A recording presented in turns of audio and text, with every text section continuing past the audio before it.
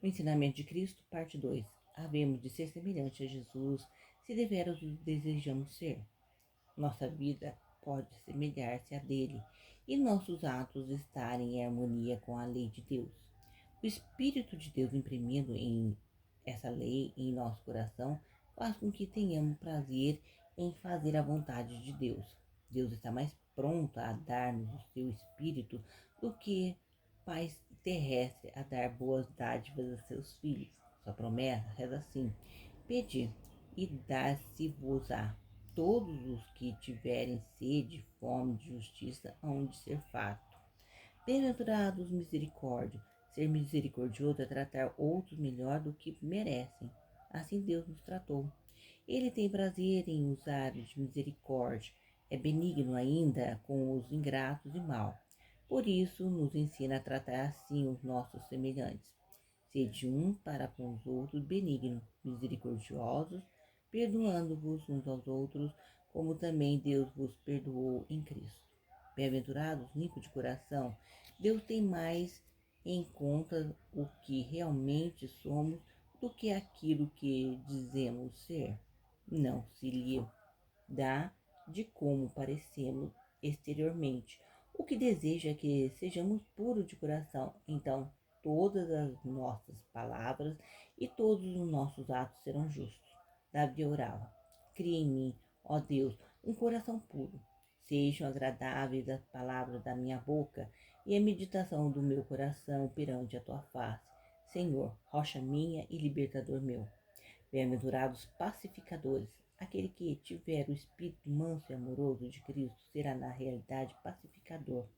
Tal espírito não provocará contendas, não falará com irritação, antes tornará ditoso o lar doméstico, inspirando uma doce paz que beneficiará a todos. Bem-aventurados que sofrem perseguição por causa da justiça. Jesus sabia que, por amor dele, muitos de seus discípulos haviam de ser encerrados na prisão e muitos ser mortos. Disse-lhes, porém, que não deviam entristecer-se por isso. Nada pode fazer mal àquele que ama e segue a Cristo. Ele estará com eles onde quer que estejam. Poderão ser mortos por sua causa. Em compensação, porém, Jesus lhe dará vida imperecível e uma coroa de glória que não murchará. Do seu exemplo, outros haveriam de aprender acerca do Salvador. Cristo disse aos seus discípulos: vós sois a luz do mundo. Jesus logo devia sair deste mundo para tornar ao Pai, mas seus discípulos deveriam continuar a ensinar ao povo o amor de Deus. A ele cumpria serem luminares no meio da gente, a lâmpada no farol, protegendo sua luz para o mar, guia a nau e salvo ao porto demando. Do mesmo modo, os seguidores de Cristo devem alumiar neste mundo escuro a fim de guiar os homens a Cristo e à pátria celestial. Eis o que a todos os discípulos de Cristo compete fazer. Jesus os chama para cooperarem com ele na salvação de almas. Tais ensinamentos eram estranhos e novos para os ouvintes de Cristo, e ele teve de repeti-los várias vezes.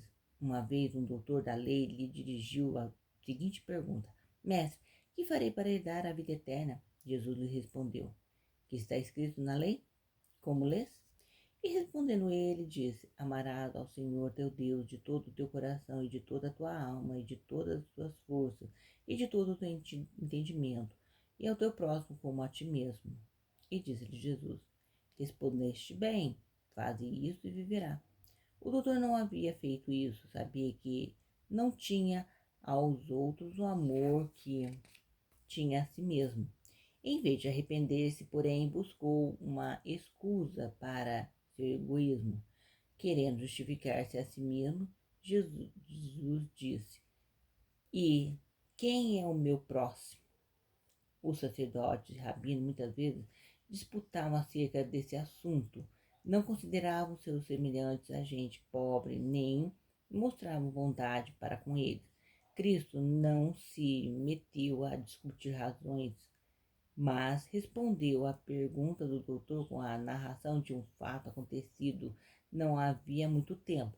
Certo homem, disse ele, fez uma jornada de Jerusalém a Jericó.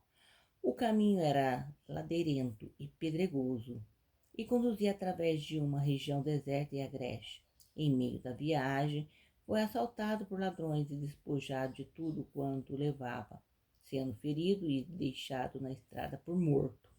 Enquanto assim jazia, descia de Jerusalém pela mesma estrada, primeiro um sacerdote e depois dele um levita. Mas, ao invés de socorrerem o pobre homem, um e o outro passaram de largo. Esses homens tinham sido escolhidos para fazerem o serviço divino no templo e, como ele, deviam usar de bondade e misericórdia. Seu coração, porém, era frio e insensível.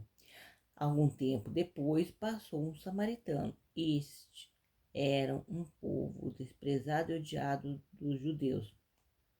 O judeu não se dignava dar àqueles um copo de água, nem uma migalha de pão sequer. Entretanto, o samaritano não se demorou a refletir nisso, nem mesmo hesitou diante do perigo de estar sendo observado pelos salteadores. Ali estava a esvair-se em sangue um estranho prestes a render o espírito. Tirando a sua túnica, o samaritano envolveu nela ao semi-morto. Deu-lhe a beber do vinho que trazia e verteu-lhe azeite nas feridas. Depois colocou-o sobre sua cavalgadura e conduziu a uma estalagem, e aí cuidou dele durante toda a noite. Na manhã seguinte, tendo de partir, confiou o doente aos cuidados do estalajadeiro, dando-lhe dinheiro com a promessa de satisfazer todas as despesas necessárias até o seu repleto estabelecimento. Assim narrou Jesus o fato. Depois, voltando-se para o doutor, perguntou-lhe: qual, pois, desses três te parece que foi mais próximo daquele que caiu na mão dos salteadores? O doutor respondeu: o que usou de misericórdia para com ele. Disse-lhe Jesus, então: vai e faze da mesma maneira. Deste modo, Jesus ensinou que qualquer pessoa que necessitar da nossa ajuda é o nosso próximo. Devemos tratá-lo do mesmo modo que desejaríamos ser tratados nós mesmos. O sacerdote e o levita pretendiam estar observando fielmente a lei de Deus. Em realidade, porém, foi o samaritano quem verdadeiramente a cumpriu. Seu coração era bondoso e caritativo.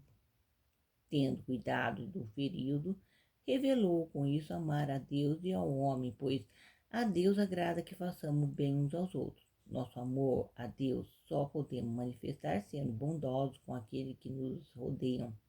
Um coração bondoso e amorável vale mais do que todos os tesouros do mundo. Aqueles que vivem para fazer o bem revelam com isso ser filhos de Deus. Serão eles que hão de reinar com Cristo no seu reino.